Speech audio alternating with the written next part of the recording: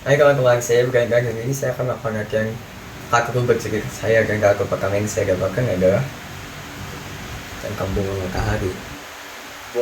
Bunga matahari adalah biasanya bunga yang identik berwarna kuning dan berwarna cerah. Warna kuningnya sering diidentikan dengan matahari sehingga dia sering dipanggil bunga matahari. Ciri-ciri bunga matahari adalah memiliki kelopak yang sangat cerah, bisa dia memiliki warna yang sangat cerah, juga bentuk fisik yang besar di bagian kelopaknya.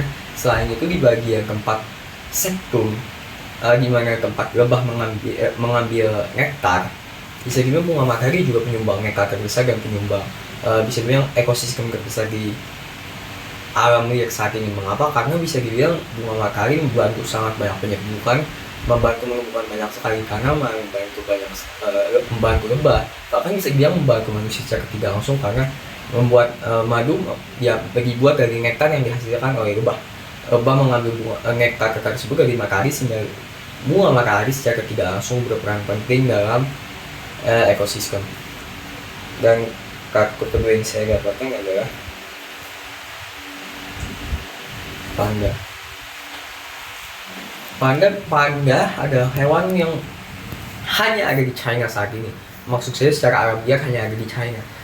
Saat ini saya ingin bicarakan bukan tentang hal umum tentang panda, tapi hal yang tidak diketahui banyak orang tentang panda hanya dalam waktu singkat, yakni panda diplomasi. Apa itu panda diplomasi? Panda diplomasi adalah langkah yang dilakukan pemerintah Republik Rakyat Tiongkok China untuk melindungi populasi panda. Bisa dibilang caranya adalah kita semua dari kita tahu bahwa panda sudah ada di berbagai penjuru dunia, di kebun binatang termasuk di Indonesia di Taman Safari Bogor bernama Chai-Tower lucu.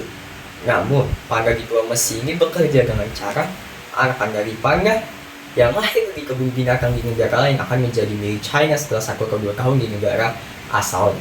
Jadi bisa dibilang panda diplomasi ini membuat anak dari panda yang lahir di negara lain otomatis menjadi milik China sehingga populasi di China terjaga.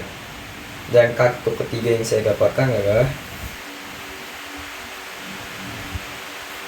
chef.